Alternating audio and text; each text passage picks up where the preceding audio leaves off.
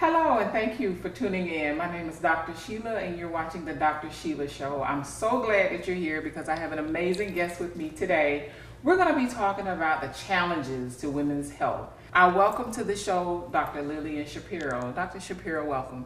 Thank you so much for having me, Dr. Sheila. I'm happy that you are here on the Dr. Sheila Show. As we all know, it's my goal to provide you with information, insight, education that's going to better your life and hopefully get you to where you ultimately want to be. So today we're talking about, as I stated before, the challenges to women's health. So Dr. Shapiro, can you please introduce yourself and kind of tell us a little bit more about who you are and what it is that you do? Sure. So as you so nicely said, my name's Dr. Lillian Schapiro. I'm a gynecologist. I was an OB/GYN for 20 years, and a year and a half ago, I opened my own practice where I specialized in gynecology. So I tell women I can take care of them their whole lives except for their second and third trimesters of their pregnancy. Right. Thank you. You have a very compelling story of your own. So I know you didn't really talk about it in your intro, introducing yourself, but kind of tell us a little bit more about how you got into this career and maybe tell us about a challenge that you have faced personally or professionally. Sure. So I was fortunate to grow up in a family of physicians. My mother was actually in the first graduating class of Albert Einstein College of Medicine, and she was one of only 3 women in that class. When I went, and in my class at that same medical school, there were the children of all 3 of those women. So wow. Yeah, so that was great. But I really like to reach out to young women who are not from medical families, who are interested in medicine. And I now always have a PA student from Mercer rotating through. This month I actually have 2, and they're great. And so introducing other people to medicine and to becoming a healer and how to talk to patients, in addition to the actual what is the problem and how are we going to deal with it. Right. Excellent. And so for you, personally or professionally, with your business or even in your personal life, can you kind of tell us about a challenge that you have perhaps faced and how you were able to get past that challenge to get to where you are right now? Sure. So I would say one of my biggest challenges, I had breast cancer in 2011. And I think it was 2011. I've kind of moved on from that, thank goodness. But at that point, I had 5 partners. They were all incredibly supportive and helpful. And also, my husband and my children were incredibly supportive.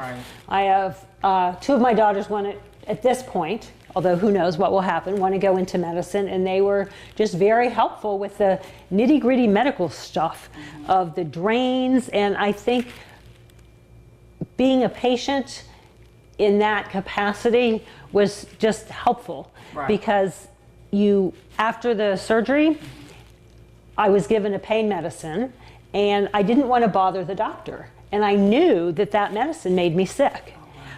But she'd already left for the day and I didn't want to be a pain. So I got home, took one of those pills and was sick. And then I sent my husband to the doctor's house to go get the medicine. But the feeling of being a patient is so unempowering. And so you feel so vulnerable and you're in this position where you're really dependent on this other person. And even though obviously I know a lot about women's health, I don't treat breast cancer. I'm not a breast cancer specialist. And I found it impossible to educate myself and to read about breast cancer when I had the diagnosis. So if a friend had called me, I would have been all over everything, right? I would have been the immediate expert. But when it was me, I just wanted my doctors to tell me what to do. What's going on? Wow. But I'm sure this experience has really helped you from the expert standpoint to know how it feels to really be a patient. And I know you, so I can see that, your bedside manners and all of that are superb. That's one reason why you're an excellent doctor. But then also having the experience that you went through, I'm sure that was, instrumental in helping you to, just move to that next level to even realize even more what your patients kind of go through and how they're feeling. Right, and I think, so I've had babies, I've been an obstetric patient, I had a hysterectomy, I've been a GYN patient, but it was completely different because even though I wasn't the doctor in charge, I knew as much, right? And I knew all the information that there was to know. So to be a patient in another specialty was totally different than to be a patient in my own specialty. Right. Thank you. Well, we're talking about women's health. So please tell me, in your definition, what does healthy mean? What does health mean to you? What's the definition if you were to give a definition for So the definition of health for men and women is really the same. You need to take care of yourself. And we all live very, very busy lives. We're connected to our telephones 24/7. People have suddenly this week been texting me at 5 in the morning. And that's, I'm a physician. I can't turn off my pager. And so I think for everyone to be healthy is diet and exercise. I mean, I've been to day-long lectures on cancer prevention. I've been to day-long lectures on menopause management. And at the end of the day, it's all diet and exercise. And obviously that also applies for things that affect men, like diabetes, men and women, diabetes and heart disease.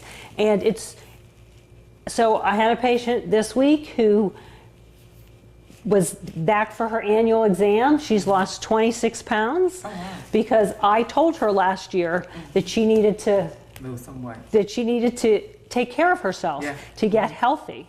So it's not so much about losing the weight. It's about 20 minutes walking, running. You get full credit for walking. You don't have to run a marathon, but you want to be in continuous motion for 20 minutes a day.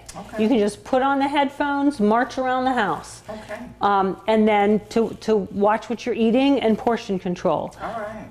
Well, thank you for answering that question. And as you can probably see, we're going to have a great rest of the show. We're going to take a quick break, but we're going to return with Dr. Lillian Shapiro here on the Dr. Sheila Show. So please stay tuned.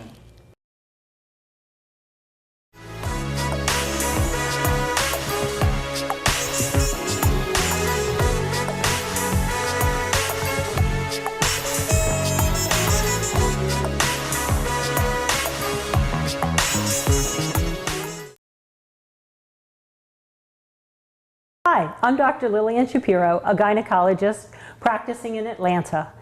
In fact, I'm in the Buckhead Sminings area, I think it's called now. One of the things that I see a lot in a practice of gynecology is fibroids.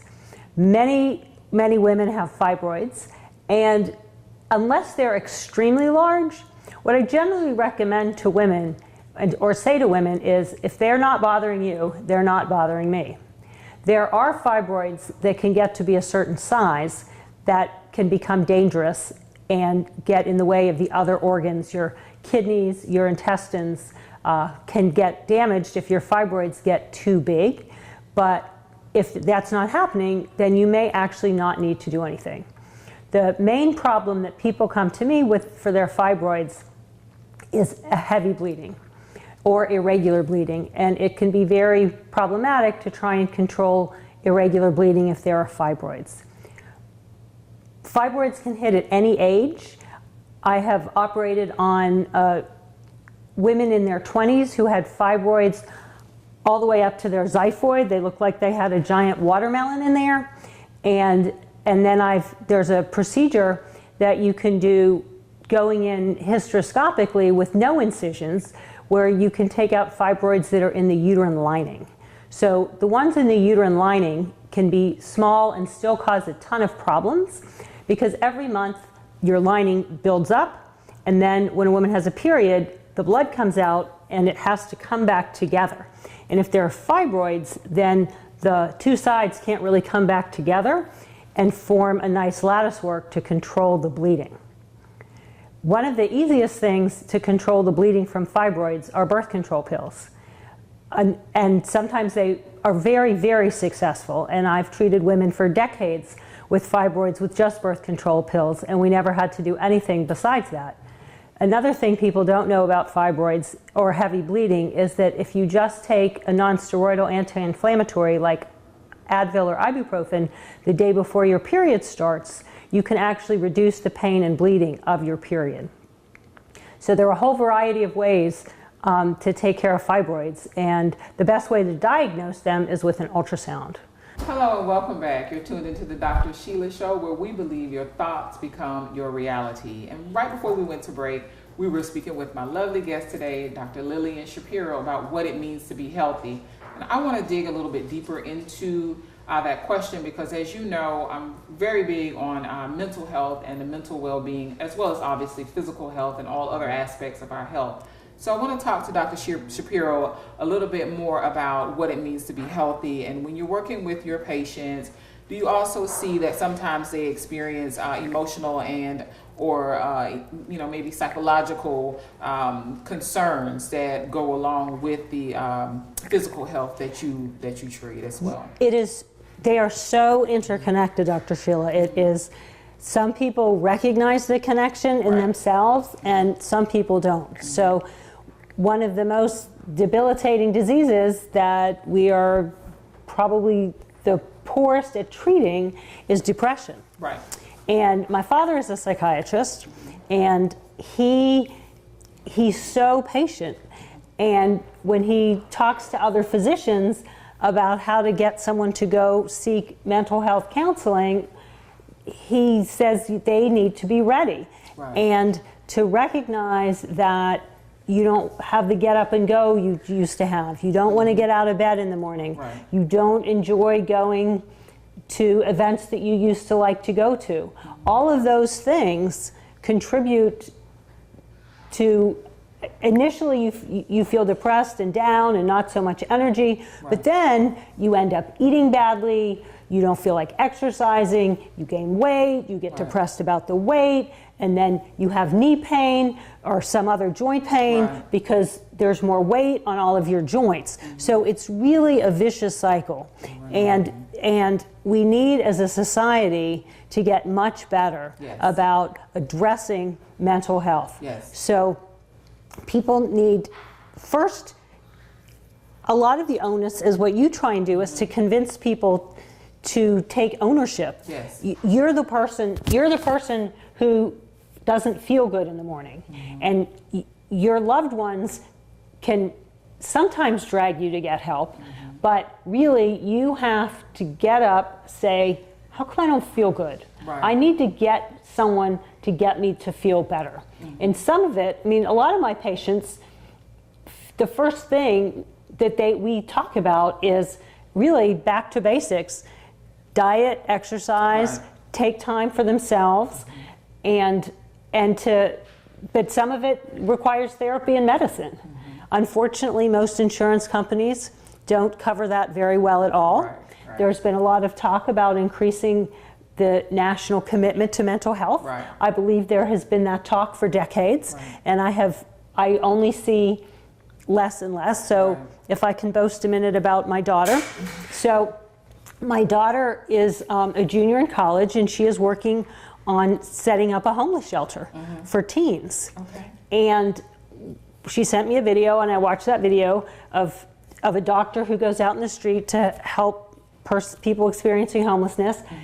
And those are the people that my mother took me to visit when she would go make rounds in the mental hospitals. I used to go with my mother on the weekends. It was about an hour outside the city. And back in the days before HIPAA, you could just bring your child with you. And it was fascinating, but those people don't. I'm not saying that the state mental hospital was a great place to be, but the street is also not a great place to be. Not at all. And so, there are obviously people who can't help themselves, and their families need to intervene. Right. Thank you for sharing that. I appreciate that. And as you know, I think that with any part of health or anything that we do, it starts with mental health, and I really appreciate you sharing that. When you went into working with women specifically, there's so many aspects of being a doctor, being a physician. Why did you specifically decide to work with women? Well, I guess I enjoy helping people get better. And I enjoy the OBGYN and gynecology is a unique medical specialty because it combines surgery and a lifetime relationship with patients. Right. So people will come to me with some new drug or some new device that's got 6 weeks or 12 months of follow-up and research. Well, I'm not going to do something, I mean, I'm going to be seeing this patient forever. Right. And even if I wasn't, I wouldn't want to do something to somebody that we didn't know how that was going to turn out a year from now or 5 years from now. Because my full anticipation is that I will be still seeing that patient. And so knowing that I've been following my patients now 20 years. And I think 20 years ago, a bunch of us had our babies and we're going to diet and exercise and get rid of all of that baby fluff. And some of us still have it. And we've been working really hard. And so I've gotten now much more involved in using some medications to help with diet and exercise and also cool sculpting. Right. Because there's no surgery, there's no downtime. And you're just sitting in a chair, just not exactly like that, but pretty similar to that. And there's a device that sits on the belly and freezes fat. It takes about an hour. And after the fat is frozen, it undergoes a process called apoptosis, which is fancy for cell death.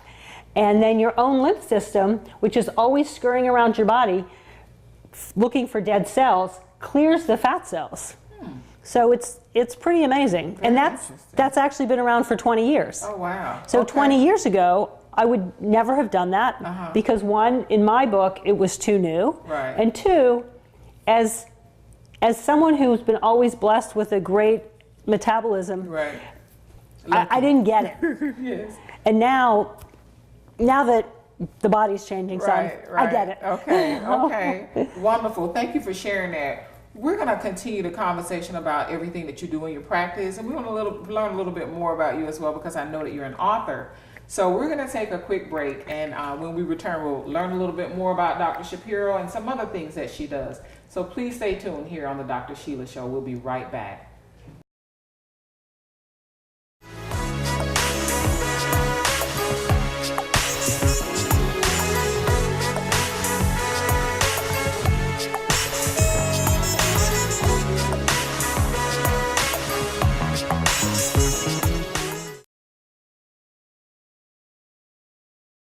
Hi, I'm Dr. Lillian Shapiro. I'm a gynecologist in Atlanta. I've been practicing medicine in the Atlanta area for 20 years. And one of my favorite things to talk to people about is taking care of themselves. It's something that is so important and it's hard to inspire people. But when I have people come back, I just saw a patient yesterday who came back to see me and has started a whole diet and exercise regimen just because I told her that she should. And all of you listening out there, I'm telling you right now that you should. You should sit down and figure out your schedule, and when in your schedule you can walk for 20 minutes. You get full credit in the cardio department for walking just 20 minutes every day or 5 days a week, but try and aim for every day. The other thing that is so important is to think about your diet for the whole week. Think about what you're going to eat for each meal. Sit down, put it on a piece of paper, and when you go to the grocery store, have a plan and have everything all written out that you're going to buy. And you will be amazed at how much healthier you feel shopping the outside aisle, no processed food, and walking for 20 minutes every day. It sounds so simple, but in our busy, busy lives, it can be very hard to even just take 20 minutes for yourself. Hello and welcome back. You're tuned into the Dr. Sheila Show, and as we stated here, hopefully you've been with us the entire time. My guest today is Dr. Lillian Shapiro, and before we went to break, we were talking not only about women's health, but she was also telling us about cool sculpting, which is something that she does in her practice as well. So we want to learn a little bit more about that because I personally am interested in it. And it is it's non-invasive. It's correct. Not surgery. Correct. Okay. So it's FDA approved. It's actually been around for almost 20 years. It is, the first 10 minutes are prickly and cold, and then you're just sitting there reading a book, watching a movie on your laptop for the next, people should count on about an hour. The procedure's not actually an hour each time, and so all of my patients are very busy, as I think all of your viewers probably are also very busy. And so we have 2 machines, and it's called dual sculpting if you do 2 treatments at one time. So you can do, so certain body parts overlap and you can't do those at the same time, but you could do both arms at the same time. If you're doing arms and flanks, you can do one arm and one flank and then do the opposite arm and the opposite flank. And so people usually come spend the day with us. Okay, wow, amazing. Thank you for sharing that information because I think myself, I'm interested in it because it's non-invasive and, it can help out with, absolutely. With those trouble areas. Right, and so some of the fluffy fat that's right underneath and is very, very hard to get rid of. And for women with or men, we also treat men with a double chin. You can talk 100 hours. Like, how else are you supposed to use these muscles? And you can't get rid of that. So this freezes it away, and they actually just got FDA approval for skin tightening for under the chin. Because it doesn't do any good to get rid of the fat if then your skin just sags down there. Right. Wow, thank you. And I also know that you are an author. So kind of tell us about your book and what inspired you to write the book. Sure, so I wrote TikTok I wrote TikTok while I was on bed rest with my 3rd child, which was my 2nd pregnancy. And for the first pregnancy, I'd gone through in vitro, and you just put your head down and you do it. And you can't really stop and think about it. You just have to do it. And then when I got pregnant on my own, I thought, oh wow, that was kind of a horrible process back there. And it all happened and started during my fertility rotation, my reproductive endocrinology rotation as a resident. So again, here I am kind of knowing what's going on while I'm the patient. And so I wrote this book to help people through it. It's funny. People tell me they read it in a couple of hours and they laugh, and then they kind of understand what's going on. And it's a really good anatomy lesson, gynecology lesson about what is involved in some of the reproductive endocrinology technologies. Very nice, very nice. When I first met you, I didn't know that you were an author, but I found out later that she is an author amongst many other things that she does. So thank you so much for sharing that. If anyone is interested in, contacting you for your practice, where exactly is your office located? So my office is on right off a little street off of Howell Mill. It's near Howell Mill and Northside Parkway, West Paces Ferry, sort of Buckhead Vinings area. It's 3200 Downwood Circle. The phone number is 470-312-3696. That's 470-312-3696. And if you leave a message, if we don't answer the phone, we will be sure to get back to you. Make sure to tell us that Dr. Sheila sent you. Yes, please do. And what would you say the one most reoccurring maybe health problem that you see with women, since we're talking about women's health today? What would you see that one occurring health problem more frequently than others? I would say it's irregular bleeding. Periods that aren't regular, and they can get really vicious to the point of sending people to the emergency room, causing anemia, symptomatic anemia when your blood count is very low, makes you feel lightheaded, tired, and sometimes depression is just from being so tired and exhausted. And so we have a lot of different things to talk about for that irregular bleeding. Sometimes it can be fixed as simply as taking birth control pills or an IUD with progesterone. And if there are fibroids or polyps in the uterine lining, we address that with an outpatient procedure that doesn't require any incisions, that just goes in through a speculum and can get to the inside of the uterus. And then other things are, fibroids. Right. So it could be a multitude of reasons why the irregular bleeding is happening, but then there's a multitude of possible remedies or ways to address it as well. Correct. So Okay. each reason generally has more than one thing that we can do to correct it. I see. Good. Thank you so much. As a woman, it's very important for me to make sure that I take care of my health, but I'm really glad that you're here because, a lot of times, and that's another reason why I asked for all of my guests to share a personal, professional challenge. So I really appreciate you doing that at the onset of the show, and then also talking about irregular bleeding because I know personally a lot of friends that I come in contact have that problem, but they always think that they're the only one who has that problem. And So I'm glad Dr. shared Sheila, that. it's amazing with the internet that you can go on and be in a chat room of 20,000 people, but still so many women feel alone with their problems. Right. And I love that you're saying that they're not, because really they're not. Right. Thank you so much. I am so glad that you came today. You were a guest here on the Dr. Sheila Show, and you shared your knowledge and your expertise. I know that there are amazing things that are going to be happening for you as you continue your practice. And for all of you who are tuned in, I want to thank you personally for definitely tuning in to the Dr. Sheila Show, as you always do. Here we believe that your thoughts become your reality. So do enjoy the rest of your day. Thank you for tuning in.